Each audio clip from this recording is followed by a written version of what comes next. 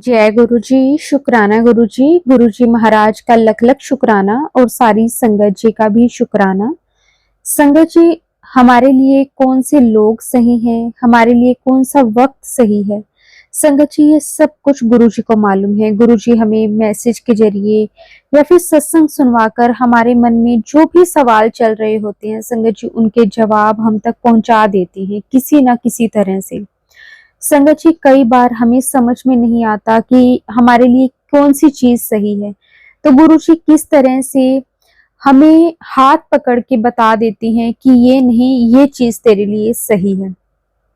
शुक्राना गुरु जी, आपका अनंतम अनंतम शुक्राना, इतना प्यार देने के लिए, इतनी अपनी ब्लेसिंग्स देने के लिए, हमें अपनी संगत बनाने के लिए गुरु जी आपका अनंतम अनंतम बार शुक्राना गुरु जी।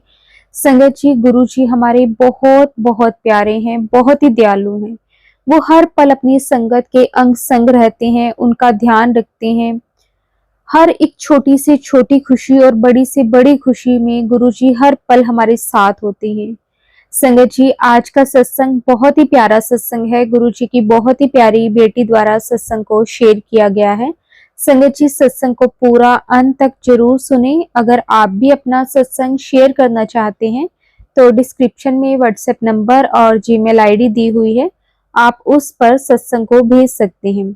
तो संगत जी, अब हम गुरु जी से आज्ञा लेते हैं और आज का सत्संग शुरू करते हैं। जय गुरु जी, शुक्राना गुरु जी, अनंतम अनंतम शुक्राना गुरु जी। जय गुरु जी, शुक्राना गुरु जी। संगत जी, आज मैं अपने छोटे छोटे सत्संग शेयर करने जा रही हूँ। उससे पहले मैं मंत्र जाप करूँगी। ओम नमः शिवाय, शिवजी सदा सहाय। ओम नमः शिवाय, गुरु जी सदा सहाय। गुरु जी रोज़ अपनी प्रेजेंस फील कराते हैं इन वेरियस वेज। सबसे पहले तो ये इंसिडेंट मुझे आप सबसे शेयर करना है, जो कि मैं पिछली बार इसके बारे में शेयर करना भूल गई थी। बहुत टाइम पहले किसी ने मुझे या पता नहीं मेरी मम्मी को एक फ़ोटो फ्रेम गिफ्ट किया था और वो फिर ऐसे ही पड़ा रह गया। जब तक हमारे पास घर में गुरुजी का स्वरूप नहीं था, तो मैंने एक गुरुजी का एक स्वरूप नेट पे सर्च किया और एक सेलेक्ट किया और प्रिंट करवाने के लिए दे दिया। जब वो प्रिंट होके आया तो हम बाहर फिर कुछ फ़ोटो फ्रेम ख़रीदने देखने गए, तो कुछ हमें जमा नहीं, क्योंकि वैसे ही सिमिलर से हम सारे फ़ोटो फ्रेम तो घर के लिए नहीं ख़रीद सकते, थोड़ा एक चेंज भी चाहिए होता है। तो मैं ऐसे ही अपनी ड्रॉर्स खोल के देख रही थी, मम्मी भी देख रही थी, तो एकदम से हमें वही पुराना फ़ोटो फ्रेम मिला जो कि अभी तक अच्छे से पैक्ड था। तो जब हमने वो फ़ोटो उस फ़ोटो फ्रेम में डाली तो it was a perfect fit. आप बिलीव नहीं करेंगे कि उस फ़ोटो फ्रेम पे लिखा हुआ था फेथ, होप एंड लव। तो मम्मी और मैं एक दूसरे को देख के एकदम मुस्कुराए और खुश हो गए। और वो वाइट कलर का फ़ोटो फ्रेम है, तो गुरुजी ने जहाँ अपनी जगह बनानी होती है तो वो बना ही लेते हैं। फिर सेकंड एक इंसिडेंट था कि मेरे पास अभी इन दिनों में कोई जॉब नहीं है, तो मैंने सोचा कि अपने आप को थोड़ा सा नॉलेज अपडेट करने के लिए आजकल कई प्लेटफॉर्म्स हैं नेट पे, तो मैंने अपने आप को एक कोर्स में इनरोल कराया। काफ़ी सारे कोर्सेज़ हैं उसमें, तो अब उसमें ना अटेंडेंस लगती है, बट कुछ पता नहीं मेरे साथ और भी बच्चे थे और भी लोग थे, उनके कुछ शेड्यूल में ना कुछ प्रॉब्लम आ गई। तो ऑन इंडिविजुअल बेसिस हमारा टाइम टेबल जो है ना थोड़ा सा बिगड़ गया कि एक ही टाइम पे 2-2, 3-3 अलग अलग कोर्स की क्लासेस चल रही हैं। मैंने रिक्वेस्ट भी डाली कि थोड़ा सा टाइम टेबल चेंज कीजिए, वरना मेरे लिए बहुत मुश्किल हो जाएगा। पैसे भी दिए हुए हैं, तो it will not be fair to me और टू एनीबडी एल्स। तो सल्यूशन ये निकला कि मैं एक कोर्स छोड़ दूं और एक कोर्स को कंटिन्यू करूं, बट वो मुझे एक्सेप्टेबल नहीं था, क्योंकि दोनों कोर्सेज़ पे मैंने अपने असाइनमेंट्स वगैरह सब सबमिट किए थे। तो मुझे लगा कि मैंने कहा मेरी मेहनत तो बेकार हो जाएगी। अब दूसरा कोर्स अगर मैं छोड़ भी दूं और दोबारा से रीस्टार्ट करूं, तो मतलब इतना टाइम थोड़ी ना होता है किसी के पास भी है भी, तो मतलब मैं अपना एक ऑलरेडी एक टाइम पीरियड इन्वेस्ट कर चुकी हूँ। तो मैं गुरुजी से कहा, मैंने कहा यार मेरे साथ ऐसा क्यों हुआ। तो एक दिन क्या हुआ कि एक ऐसे एक सल्यूशन आया दिमाग में कि एक कोर्स जो है थोड़ी मतलब आधे एक घंटा पहले ही ख़त्म हो जाता है, और जो दूसरा वाला कोर्स है वो थोड़ा 2.5 आवर्स तक खींच जाता है। तो ये हुआ कि मैं उसी टाइम पे वो पहला वाला कोर्स अटेंड करूं जिसका कम टाइम पीरियड है, और उसकी अटेंडेंस लगा के फिर मैं दूसरा कोर्स ज्वाइन करूं, और क्योंकि और कोई रास्ता नहीं था। और अगर रह गई हूँ तो फिर मैं कोई बैकलॉग अगर कुछ रह गया तो मैं लोगों से पूछ लूँ, असाइनमेंट देख लूँ, वीडियो रिकॉर्डेड देख लूँ। तो जब मैं कर रही थी, वो क्लास ख़त्म होने ही वाली थी, एकदम से मेरी स्क्रीन पे फ्लैश हुआ कि अटेंडेंस मार्क करने के लिए। मैंने मार्क कर ली अपनी अटेंडेंस, पर जैसे ही मैं एग्ज़िट होने लगी तो एकदम से ये क्योंकि सब कोर्सेज आजकल जूम कॉल और गूगल मीट और इन्हीं पे ही होते हैं प्लेटफॉर्म्स पे, तो एकदम से जो असिस्टेंट होती है ये क्लासेस की, उसने कहा कि wait please don't leave everybody, मेरे को अभी अटेंडेंस का फॉर्म आप लोगों को भेजना है। मैं शॉक थी, मैंने कहा अभी मैंने जो भरा वो क्या था। तो मैं काफ़ी देर तक वो फॉर्म देखती रही, बट मुझे वो फॉर्म नहीं दिखा, और मैं ऐसे ही पीछे मुड़ के देखा तो वही वाला फ़ोटो फ्रेम जिसके बारे में अभी मैं बात कर रही थी। तो मुझे ऐसा लगा एज गुरुजी मुझे मेरी तरफ देख के मुस्कुरा रहे हैं। मैंने कहा ये तो गुरुजी की माया है, like he understood my situation, तो उस पर्टिकुलर सिचुएशन में ही हेल्प मी आउट। तो मैं खैर अपनी अटेंडेंस मार्क करके दूसरी कोर्स के लिए चली गई। अभी थर्ड एक इंसिडेंट ऐसा था कि एक बार मैं और मेरे पेरेंट्स हमने सोचा कि चलो वीकेंड है तो कहीं मतलब आउटिंग पे जाते हैं, थोड़ा बाहर खाना वाना खा के आते हैं। तो हमने एक रेस्टोरेंट के बारे में सोच रखा था, अभी नया खुला है, कि वहाँ चल के खाते हैं। बट पता नहीं क्या हुआ, एकदम से एक बटरफ्लाई आई और मेरे पापा ने वहीं पे गाड़ी मोड़ ली। मेरे पापा ने एक्चुअली बटरफ्लाई को देखा ही नहीं, मेरी मम्मी और मैंने नोटिस किया। फिर जब हम गाड़ी से उतर रहे थे तो एक दूसरा रेस्टोरेंट है, वो भी काफ़ी पुराना हो चुका है बट वहाँ का खाना अच्छा है। तो वो बटरफ्लाई जो है एकदम से हमें क्रॉस करते हुए वो रेस्टोरेंट के डायरेक्शन में ही गई। तो गुरुजी बता देते हैं कि कई बार आप जो ऑप्शन आपने अपने लिए सोच रखा होता है वो आपके लिए हो सकता है कि वो आपके लिए फीसिबल ना हो। तो he chose a second option for us. तो हमने वहाँ जाके अपना ईटिंग आउट किया। फिर संगत जी, मैं एक्चुअली अपनी फैमिली के साथ अब्रॉड रहती हूँ, मैं इंडिया में नहीं रहती। तो मैं जब इंडिया ऐसी आई थी तो मेरे को कुछ अपने रिलेटिव्स से उतना कोई मिलने का मन नहीं था। तो मैंने उस दिन खूब प्रे की। मैं कहा गुरुजी प्लीज़, मैं कहा ऐसा भी ना हो कि मैं रूड परसीव हूँ और मतलब रिलेशंस ख़राब भी नहीं होने चाहिए, but at the same moment मुझे मिलने का भी मन नहीं है, तो आप देख लेना। तो उस दिन और मेरे को कुछ काम भी था, तो मैं अपना लैपटॉप लेके अंदर बैठ गई। तो मेरे रिलेटिव्स आ रहे थे, मेरे पेरेंट्स से मिल रहे थे। तो बट किसी ने भी उस दिन सरप्राइजिंगली कोई मतलब शौक नहीं जताया या वो नहीं किया कि अरे ये हमसे मिल नहीं रही है या क्या है। तो वो उस दिन Guruji saved my day. And in the meanwhile जब मैं अंदर बैठी थी, अब सारा टाइम तो काम नहीं करूँगी, थोड़ा सा मन वो बेचैन भी हो रहा था।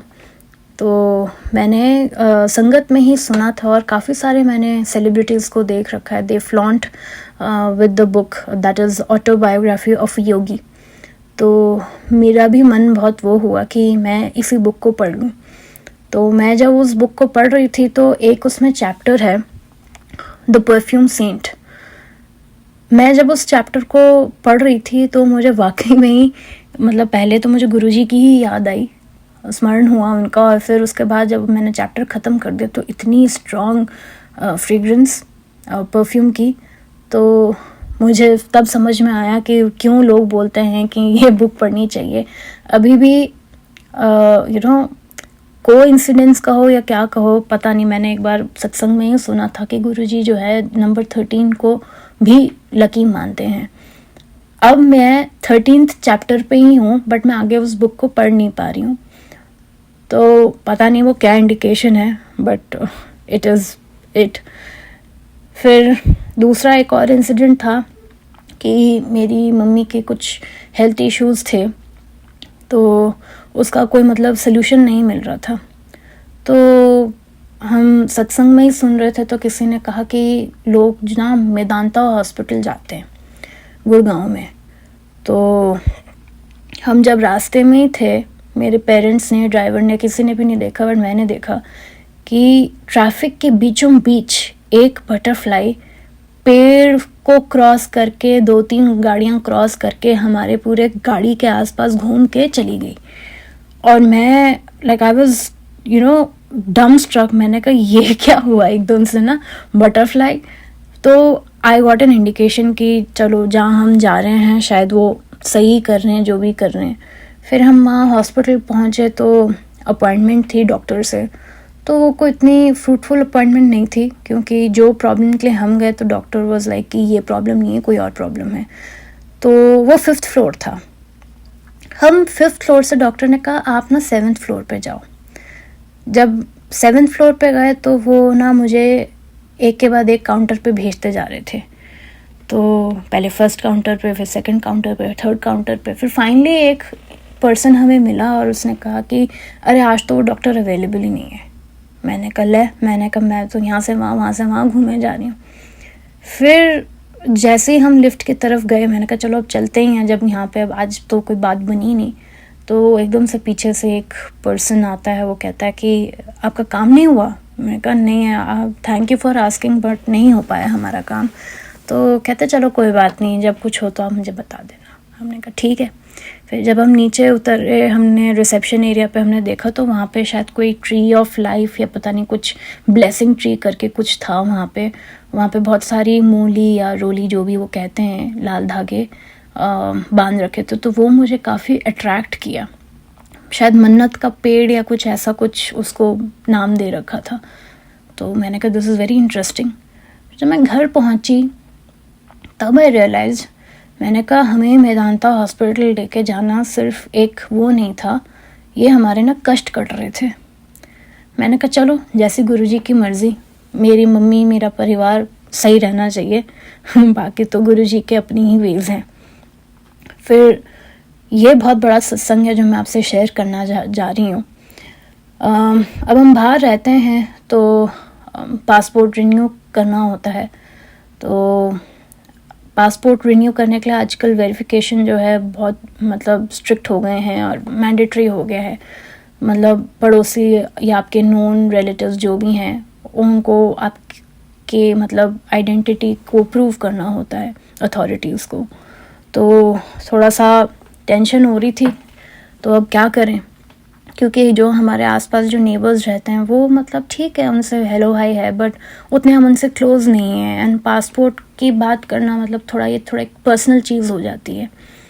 तो मेरे पापा का होना था, तो हम थोड़े से परेशान थे कि क्या करें क्या नहीं करें। और मम्मी ने भी कह दिया कि चलो अगर कुछ नहीं बनेगी बात तो मैं ही आके हेल्प कर दूँगी। बट मम्मी को अकेला छोड़ने का मन नहीं था मुझे और मेरे पापा को। तो मैं और मेरे पापा ऐसे ही नीचे राशन लेने चले गए। तो वहाँ पे गेट पे कुछ हमारे और भी नेबर्स हैं, वो ऐसी मतलब अपनी एक सोसाइटी की कोई मीटिंग कर रहे थे। तो उन्होंने मेरे पापा को देखा और उन्होंने कहा ओ हेलो कैसे हो, ये वो सब। तो मेरे पापा ने उनसे ऐसे ही बस पूछ लिया कि आप कैसे हैं, एक्चुअली हमें एक फेवर की ज़रूरत है। तो पापा ने मेरी तरफ देखा, कहा कि आगे बढ़ूं क्या। मैंने कहा पूछ लो आपने, अगर पूछ ही लिया उनसे। उतने में एक बहुत बड़ी ब्लैक कलर की सुंदर सी मोनार्क बटरफ्लाई, मैंने आज तक मोनार्क बटरफ्लाई देखी नहीं थी अपनी जिंदगी लाइफ में, बट वो जो मोनार्क बटरफ्लाई है पहले मेरे पापा के आसपास घूमी, फिर मेरे आसपास से होके एकदम एक डायरेक्शन में गायब हो गई। वो एक बहुत बड़ा इंडिकेशन था। तो it felt like a green signal कि जो तुम अभी जिससे भी बात कर रहे हो सही कर रहे हो। एंड थोड़ा सा टाइम लगा इस प्रोसेस में, बट हमारा पासपोर्ट रिन्यू होके अब सारा काम हो गया है। तो जब ये पासपोर्ट जिस दिन रिन्यू होके हमें वो इन्फॉर्मेशन मिली कि हो गया है रिन्यू, उससे एक दिन पहले मेरी मम्मी को बोला कि तूने अकेले ने आज एक सत्संग करना है। तो मेरी मम्मी ने कहा चलो ठीक है, मैं कर लेती हूँ। तो अभी मम्मी सत्संग कर ही रही थी, उतने में हमें न्यूज़ आ गई कि पासपोर्ट रिन्यू हो गया है।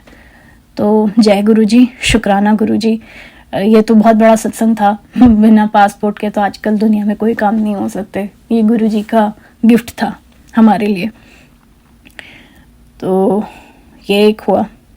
फिर जहाँ हम रहते हैं वहाँ पे बहुत सारे नेशनैलिटीज़ के लोग और मतलब अपनी इंडिया के भी लोग रहते हैं, बट वो डिफरेंट डिफरेंट स्टेट से बिलोंग करते हैं। तो अब जब हम अपने घर में कोई भी सत्संग वगैरह करते हैं तो थोड़ा सा हम हेजिटेंट रहते हैं कि उनको प्रसाद ऑफ़र करें नहीं करें, क्योंकि हर कोई आपके बिलीफ सिस्टम में नहीं बिलीव कर सकता। तो और वो लोगों का थोड़ा सा खाने पीने का, थोड़ा पहनने ओढ़ने का, हर चीज़ उनकी डिफरेंट है हमसे, मतलब विचार वगैरह कुछ भी नहीं मिलते। तो क्या करें ना कुछ भी बात करके उनसे। बट ये है कि जब हमने पीछे जब बहुत सत्संग किए तो उनको एक क्यूरियोसिटी होती थी कि हम क्या कर रहे हैं अपने घर में। बट अपने घर में मतलब वो सबको इनवाइट करते हैं, बट हमें नहीं करते इनवाइट, तो थोड़ा सा बुरा भी लगता है। ऐसा नहीं है कि कोई दुश्मनी या कुछ है, but there is some cold distance, मतलब पता नहीं क्या है, कुछ प्रॉब्लम है।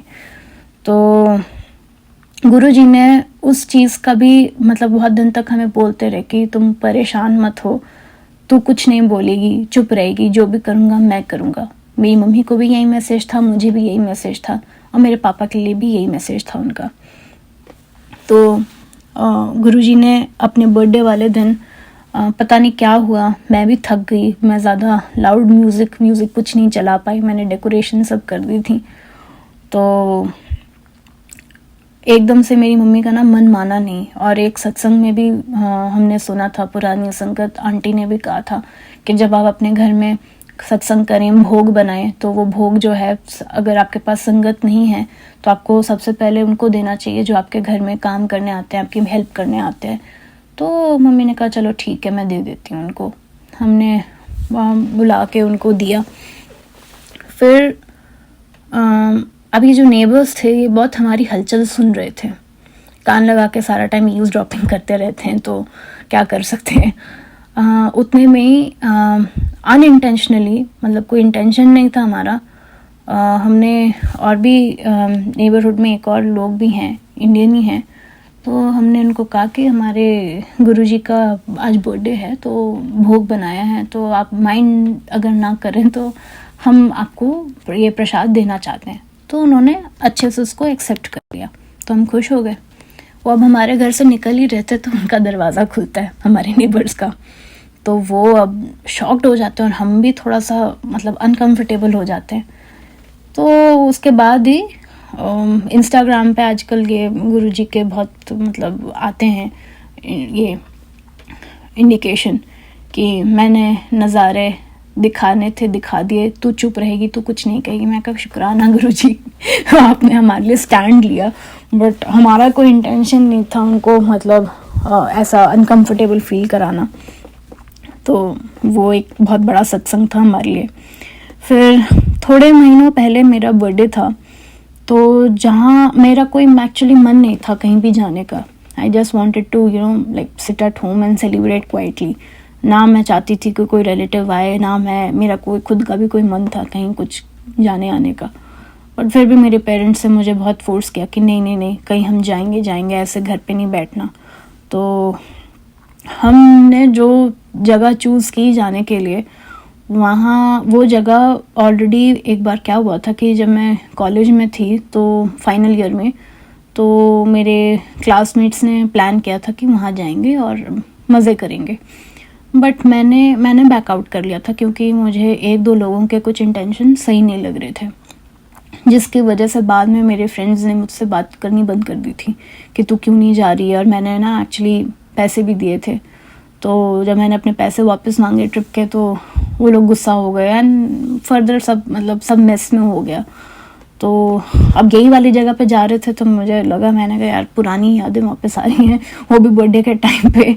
तो मैं जब गई उस जगह पे तो आई जस्ट रियलाइज्ड कि सही क्या उनके साथ ना जाके, क्योंकि शायद मेरा वो ट्रिप अच्छा ना जाता अगर मैं उनके साथ जाती तो वो एक फ़र्स्ट रियलाइजेशन थी। सेकंड ये था कि जिस दिन मेरा बर्थडे था उस दिन, आप बिलीव नहीं करोगे, किसी भी, जहाँ हम जा रहे थे, जिस भी कैफ़े रेस्टोरेंट में, कहीं भी मेरे लायक कोई केक था ही नहीं कि जिसको मैं काटूं, सेलिब्रेट करूं और हम लोग एज अ फैमिली उस केक को खाएं या शेयर करें। वो एकदम रात को जाके मिला जब मेरा मन भर गया था पूरे दिन के आउटिंग से। तो मेरा उस दिन तिरामिसू खाने का मन कर रहा था वो, और वही मेरे को मिला बाद में। एंड फिर हमने कहा चलो ठीक है, थोड़ा सा होटल में टहल वहल लेते हैं। तो होटल के टेरेस पे आजकल ये लोग सब ये फेरी लाइट्स लगा के और पब वब बना लेते हैं अपना टेरेस पे। तो वहाँ पे हमने कहा बहुत यहाँ पे माहौल अच्छा लग रहा है, चलो देखें। तो फैमिलीज़ काफ़ी सारी बैठी हुई थी। एकदम एक कॉर्नर पे मेरी नज़र गई, तो वहाँ से एक्चुअली क्या है, सिटी का व्यू बहुत अच्छा था।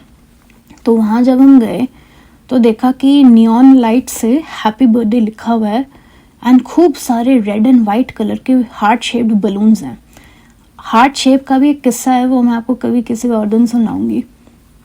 And red and white combination में, it's a classic combination of number 7। अब आप पूछोगे क्यों? क्योंकि मैंने बहुत पहले एक न्यूज़ आर्टिकल में, ऐसे ही जो न्यूमरोलॉजी के आते नहीं है छोटे छोटे से, तो वो कहते हैं कि जो नंबर 7 होते हैं उनके लिए रेड एंड वाइट मतलब एक क्लासिक कॉम्बिनेशन है। तभी मैंने इस मतलब इंसिडेंट से रेजोनेट करके आपको बोला कि एक क्लासिक कॉम्बिनेशन मुझे गुरुजी ने दिखाया। एंड खूब सारे रोज पेटल्स की डेकोरेशन थी डाइनिंग टेबल पे वहाँ, बट एक फैमिली ऑलरेडी डिनर कर रही थी। तो मेरी मम्मी बहुत खुश हो गई, एक्साइटेड हो गई वो देख के, और मेरी मम्मी ने ऐसे ही उनसे पूछा कि यहाँ पे किसका बर्थडे है? तो उन आंटी ने कहा कि मेरी बेटी का है। तो हमने देखा तो एक छोटी सी प्यारी सी बच्ची थी। तो मेरी मम्मी ने पूछा अच्छा कितने साल की है? तो उन्होंने शायद 3 या पता नहीं 4 साल बोला, मैंने हमसे सुना नहीं। तो मेरी मम्मी ने कहा आज हमारी भी बेटी का बर्थडे है। तो कहते ओह, तो आपने ये डेकोरेशन करवाई? तो मेरी मम्मी ने कहा नहीं, मुझे लगा आपने शायद करवाई है अपनी बेटी के लिए। कहते नहीं, जब हम यहाँ आए तो ऑलरेडी ये डेकोरेशन हुई पड़ी थी। तो हम थोड़े से शॉक्ड हो गए कि, मैंने कहा अरे वाह। तो कहते कि नहीं चलो ठीक है, आपको भी, आपकी बेटी को भी हैप्पी बर्थडे। और मैं उस बच्ची को देखती रही तो मुझे एकदम से लगा कि पता नहीं क्यों, शायद उस बच्ची को, मेरे से ज़्यादा उस बच्ची को ये हैप्पी और एक्साइटिंग मोमेंट जो एक क्रिएट करना था, वो गुरुजी की वो एक गिफ्ट थी उस बच्ची के लिए। तो मेरे से ज़्यादा शायद उस बच्ची को ज़रूरत थी उस चीज़ के लिए। तो खैर मैं खुश हो गई, मेरे लिए भी एक गिफ्ट था। मैंने एक डेकोरेशन देख ली, तो वो एक गिफ्ट गुरुजी का मेरे को था ऑन माय बर्थडे। तो I am thankful for that, शुक्राना गुरुजी। एंड फिर एक बार अभी जहाँ हम रहते हैं वहाँ पे ऐसे ही आसपास के लोगों ने कहा कि चलो एक फैमिली गेट टुगेदर करते हैं, बहुत बोरियत हो रही है, जानते भी नहीं है तो थोड़ा सा मिलना जुलना भी चाहिए, तभी तो जानेंगे। तो हमारे घर में वही वो नेबरहुड में जो आंटी रहती हैं वो आई, तो वो हमसे बात करके गई और चली गई। नेक्स्ट डे ही गुरुजी का एक मैसेज आता है मेरी मम्मी को कि कल जो तेरे घर में आई थी ना, उसको ना आन दी, वो सही नहीं है। तो मेरी मम्मी थोड़ी सी मतलब घबरा सी गई। हमें पता तो है वो आंटी कैसी हैं, बट सबके लाइफ में हम अलग सिचुएशन है, अब हमें नहीं जज करना चाहिए, बट ठीक है, वो एक इंडिकेशन था। फिर गुरुजी के बर्थडे वाले दिन, अब मुझे ना केक्स का बहुत शौक है, तो मेरे को बेकिंग का भी शौक है, बट मेरे को उतनी कोई ख़ास बेकिंग आती नहीं है। तो मैं केक मिक्स सब लेके आई थी गुरुजी की बर्थडे के लिए, केक बेक करने के लिए, क्योंकि बाहर तो जाओ तो कम ही जगह पे बाहर वेज वाला केक मिलता है, बाकी सब में एग्स होते हैं। तो मैंने कहा चलो ठीक है, घर पे ही केक बेक कर लेंगे। तो केक तो ठीक ठाक बन गया, बट जब उसको मैं दूसरे डिश में निकालने लगी विद माई मदर्स असिस्टेंस, तो वो केक पूरा ना क्रम्बल हो गया। तो थोड़ा सा दुख भी हुआ कि यार मेरा केक तो सारा ख़राब हो गया, इसको कैसे काटेंगे ना। थोड़े कुछ आइडियाज़ भी आए, बट टाइम बहुत निकलता जा रहा था। मैं कहा आगे अभी शाम को सत्संग भी करना है, कोई टाइम नहीं है, कैसे होगा। अब हम उससे एक दिन पहले गुरुजी के बर्थडे की जब शॉपिंग करने गए थे, तो हमें कुल्फ़ी नहीं मिली थी उस दिन। तो और सत्संग में भी हमने सुन रखा था कि गुरुजी के बर्थडे वाले दिन गुलाब जामुन और कुल्फ़ी, समोसा, प्रसाद ये सब होता है। तो अब क्या करें। तब मेरा जब केक ख़राब हो गया, मेरी मम्मी ने फटाफट बोला कि पापा को बोल मैसेज कर कि अगर कुल्फ़ी मिले तो लेते आए, वरना ठीक है देखते हैं क्या हो सकता है। तो मेरे पापा को जब मैंने मैसेज किया तो पापा ने कहा चलो ठीक है, मैं जब आऊँगा तो मैं लेता आऊँगा कुल्फ़ी। जहाँ हम गए थे एक दिन पहले वहाँ कोई कुल्फ़ी नहीं थी, और अगले दिन कुल्फ़ी का भंडार लगा हुआ था शॉप में। तो गुरुजी को कुल्फ़ी खानी थी, उनको मेरा बनाया हुआ केक नहीं खाना था। केक ख़राब कर दिया उन्होंने मेरा। तो हमने कुल्फ़ी खाई फिर, और पूरा दिन मैं फिर गुरुजी के बर्थडे पे प्रे करती रही कि काश आज गुरुजी कोई अपना एक इंडिकेशन दे दो। मुझे पता है आप सबके घर जाते हो अपने बर्थडे वाले दिन, बट हमारे घर में भी विराजमान हो और हमें ब्लेस करो। तो उस दिन तो कुछ हुआ नहीं। अगले दिन हम ऐसे ही डाइनिंग टेबल पे मैं और मेरी मम्मी बैठ के चाय पी रहे थे। तो एकदम से बैठे बैठे मेरी मम्मी ना किसी और का मतलब उन्होंने सत्संग सुना था यूट्यूब पे, तो मुझसे शेयर कर रही थी। और शेयर जब वो कर ही रही थी तो मैंने जो डेकोरेशन कर रखी थी घर में उसमें से एक बलून फूट गया।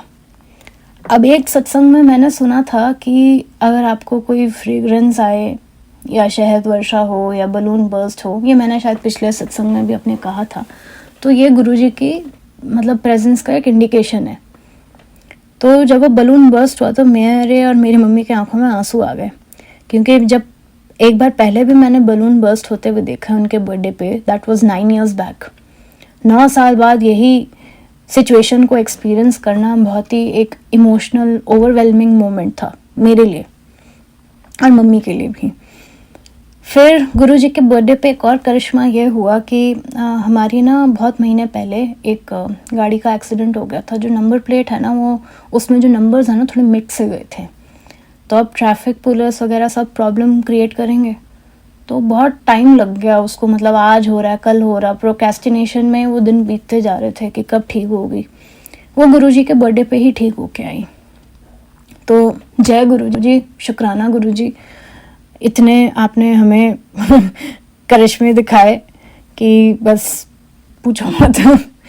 फिर थोड़े दिन बाद मम्मी ने ऐसे कहा कि हाँ मेरे पापा को कि तुम गुरुजी से ना अमृत वेले में पूछो कि मतलब हमारे नेबर्स हैं, इतने सारे इंडियन कम्युनिटी से बिलोंग करते हैं, तो क्योंकि यहाँ पे कोई संगत नहीं है, यहाँ है ही नहीं संगत, तो अब कैसे ऐसे चल सकता है ना। तो मेरे पापा ने कहा चलो ठीक है। तो पता नहीं कैसे बट गुरुजी ने मेरे पापा को एक इंडिकेशन दिया कि जो भी है मिलजुल के रहो, खुश रहो और अपनी नेबर्स से सबसे बना के रखो। अभी जब मैं और मेरी मम्मी सुबह उठे तो पापा ने हमसे ये शेयर किया, तो उतने में ही हमारे घर की घंटी बजी। तो हमारी वही नेबर ही आई हुई थी कुछ मांगने के लिए, क्योंकि वहाँ जहाँ वो शॉप पे गई तो उसको कुछ घर का कुछ सामान मिला नहीं, तो हमसे वो मांगने आ गई। तो ये बहुत एक फ़नी इंसिडेंट था। तो मेरे पापा ने खैर फिर देखा, क्योंकि मेरी मम्मी बिज़ी थी उस टाइम पे, तो मेरे पापा ने पता नहीं कुछ फ्रिज में से निकाल के दिया, तो ये हुआ। तो उस इंसिडेंट से ऐसा प्रूव हुआ कि अगर गुरुजी ने वो इंडिकेशन दिया है तो we are going in the right direction. फिर मेरे नेबरहुड में एक और लड़की भी है जो कि मेरी किसी ज़माने में क्लासमेट हुआ करती थी। अब वो उसको काफ़ी टाइम हो गया आए हुए, वो क्योंकि बाहर रहती है, अब उसके पेरेंट्स ही यहीं रहते हैं, तो वो अपने पेरेंट्स से मिलने आई हुई है। तो उससे बहुत मतलब रोज़ ही बात होती है ऑलमोस्ट कि आज मिलना है, कल मिलना है, टेक्स्ट पे बात होती है, फेस टू फेस बात ही नहीं हो पा रही हमारी। तो उस दिन गुरुजी को मैंने ऐसे ही कहा, मैंने कहा सब अपने यारों दोस्तों से मिलते हैं, पार्टी वार्टी करते हैं। मैं कोई पार्टी करने की बात नहीं कर रही, बट एटलीस्ट कई बारी आपको अपने दिल का हाल ही बांटने का मन करता है। तो एकदम से पता नहीं क्या हुआ, शाम के टाइम उसका शायद एक भतीजा है, तो छोटा है काफ़ी, तो वो खेल रहा था हमारे घर के आसपास। बट मुझे लगा, मैं का पता नहीं क्या आवाज़ आ रही है, क्योंकि कुछ अजीब सी आवाज़ आ रही थी। तो मैंने दरवाज़ा खोल के मैं बाहर गई तो मेरी फ्रेंड खड़ी हुई थी अपने भतीजे के साथ। तो मतलब अलग ही एक ढंग से हम मिले। तो गुरुजी के अपने ही वेज हैं, अपने ही तरीके हैं काम कराने के। फिर अभी हाल ही में मैंने गुरुजी के बर्थडे पे एक टॉप पहना था, एक अच्छा सा टॉप, फैंसी टॉप। तो मैंने मतलब क्योंकि वो थोड़ी देर के लिए पहना था, तो मैंने ऐसे ही उसको रख दिया फोल्ड करके। तो जब हम बाहर जाने लगे तो मुझे एकदम से लगा कि नहीं, मुझे वही टॉप पहन के बाहर भी जाना चाहिए। हमने आज एक डेस्टिनेशन सोच रखी थी कि हम कहाँ पे जाके मतलब ईटिंग आउट करेंगे। तो वहाँ गए तो वहाँ तो बहुत ज़्यादा रश, इतना रश कि मतलब खड़े होने की भी जगह नहीं थी, वेटिंग में चल रहा था सब। तो हम थोड़े से मायूस हो गए, और थोड़ा डिनर टाइम भी हो रहा था, तो मेरे पापा को भूख भी लग रही थी। फिर एक और जगह थी, तो हमने सोचा चलो वहाँ चलते हैं। तो वहाँ जब गए तो खाना बहुत अच्छा था। तो एकदम से मेरे को रियलाइज़ हुआ, मैं कहा मेरे पापा भी उस दिन मतलब कई महीनों से वहाँ जाने की बात कर रहे हैं, बट वो रह ही जा रहा था और दिमाग से भी उतर गया था। बट गाड़ी ऐसे घूमी कि हम उसी जगह पे ही गए। तो और वो भी वही वाला टॉप जो गुरुजी के बर्थडे पे मैंने वो टॉप पहना था। तो एनीवेज खाना बहुत अच्छा था, तो उसके लिए भी शुक्राना। फिर अभी थोड़े महीनों पहले मैंने मैं काफ़ी मतलब अपने हाथ पैर मार रही हूँ जॉब के लिए, बट शायद अभी तक गुरुजी से परमिशन नहीं मिली है। तो एक जगह मैंने अप्लाई नहीं किया था, वो पर्सन ने मुझे अप्रोच किया था कि आप अपनी सीवी भेजिए। मैंने कहा सीवी ऐसे कैसे भेज लूँ, आप कुछ रोल के बारे में बताएं, कुछ करें। तो उन्होंने नहीं बताया, उन्होंने बस ये कहा कि आप सीवी भेजो तो मैं आपको बताऊँगी। तो मेरे को थोड़ा सा मतलब ठीक नहीं लगा, तो मैंने गुरुजी से एक चिट डाल के पूछा। पहले भी पूछ रही थी तो मुझे लगा कि एज अ गुरुजी कह रहे no, but I wanted a definite answer. तो मैंने ऐसे ही गुरुजी को एक चिट डाल के पूछा कि मुझे क्या उस जगह पे अप्लाई करना चाहिए, क्या मुझे अपनी सीवी उनको देनी चाहिए कि नहीं देनी चाहिए। क्योंकि लोग सीवी तो मांग लेते हैं, उसके बाद पता नहीं क्या करते हैं। कोई उनका रिप्लाई भी नहीं आता। अगर आप अपने नेटवर्क में भी लोगों को दो तो उसमें नो आया कि नहीं, ये ठीक नहीं है, मत भेजो इसको अपनी सीवी। तो जब गुरुजी की कृपा होगी तभी शायद कुछ बात बनेगी। सब कुछ अपने समय पे ही होता है। तो ये था सत्संग मेरा। और अभी रिसेंटली हम लोग कहीं घूमने गए थे। तो अब पता नहीं, आजकल के इंस्टाग्राम यूट्यूब पे बहुत मतलब जगह पे ऐसे आता है कि अगर आप कहीं भी घूमने जाएं तो इफ़ पॉसिबल अगर कोई आसपास कोई शिव मंदिर होता है तो आपको ज़रूर वो शिव मंदिर को विज़िट करना चाहिए। अब जहाँ हम घूमने गए थे वहाँ तो कोई शिव मंदिर तो था नहीं, तो अब क्या करें, गुरुजी के अपने नज़ारे हैं। गुरुजी ने उस दिन हमें हनी बी, बटरफ्लाई, हमें एक रोज़ गार्डन ले गए। उस रोज़ गार्डन में एक पीकॉक था, सब कुछ दिखा दिया उस दिन कि देखो मैं यही हूँ। कोई बात नहीं, अगर शिव मंदिर नहीं है तो यही मेरे चिन्ह है, पहचान चिन्ह, जाओ देखो इसको। और हमने बहुत एंजॉय किया, मतलब बहुत अच्छा लगा हमें देख के। और उस रोज़ गार्डन से सबको एक कॉम्प्लीमेंट्री गिफ्ट भी मिल रहा था। तो शायद रोज़ वाटर या पता नहीं रोज़ का इत्र कुछ ऐसे ही था, तो वो भी हमें मिला। और जब मैं अपने बर्थडे के टाइम पे, मैंने आपको अभी पहले ही बताया कि जब हम घूमने भी गए थे वहाँ पे भी बाय चांस अपने बर्थडे वाले दिन पहले मैंने भगवान विष्णु के दर्शन किए। वो एक टेम्पल था उनका पुराना, और एक कोई पौराणिक मंदिर था भगवान शंकर का, तो वहाँ पे भी गए। तो वो टेम्पल इतना मतलब सुंदर था, उसका आर्किटेक्चर इतना सुंदर था कि मतलब मैं खुश हो गया, मतलब जैसे कहते हैं ना दिल खुश हो जाना, वैसा हुआ। तो उसके लिए भी शुक्राना। और अब बस मैं मतलब अपनी आइडेंटिटी ज़्यादा डिस्क्लोज़ नहीं करना चाहती, क्योंकि अभी तक मुझे गुरुजी से वो परमिशन नहीं मिली है। जिस दिन परमिशन मिलेगी उसी दिन ही आप सबसे अपनी आइडेंटिटी डिस्क्लोज़ करूँगी। और कल ही मुझे एक मैसेज आया था कि कल सोमवार है और पी ना पाई, तो मैं पीले कपड़े पहन के ही गुरुजी के सामने बैठ के ही अपना सत्संग आप लोगों से शेयर कर रही हूँ। और एज़ मैंने आपको अभी थोड़ी देर पहले ही आपसे शेयर किया कि यहाँ कोई संगत नहीं है, तो मैं और मेरे पेरेंट्स सारा टाइम ही गुरुजी को कहते रहते हैं कि गुरुजी कोई संगत नहीं है, कोई संगत नहीं है, क्या करें क्या करें। आज ही मेरी मम्मी एक पुरानी संगत से कोई एक सत्संग था, तो उनका सत्संग सुन रही थी। तो उसमें आंटी जी कह रही थी कि अगर कोई नहीं मिलता है ना तो गुरुजी ऐसे लोगों से मिलवा देते हैं, या आप ही ऐसे लोगों को अपने घर पे इनवाइट करते हो गुरुजी के परमिशन से, जो संगत नहीं होती बट एक as a mark of respect आपके घर में आपका सत्संग सुनने ज़रूर आएंगी। तो ये शायद एक इंडिकेशन है एक नई शुरुआत का। तो बाकी तो गुरुजी की मर्ज़ी है। तो जो भी है शुक्राना गुरुजी, जो दिया उसका भी शुक्राना, जो ना दिया उसका भी शुक्राना। जय गुरुजी, शुक्राना गुरुजी। ओम नमः शिवाय, शिवजी सदा सहाय। ओम नमः शिवाय, गुरुजी सदा सहाय।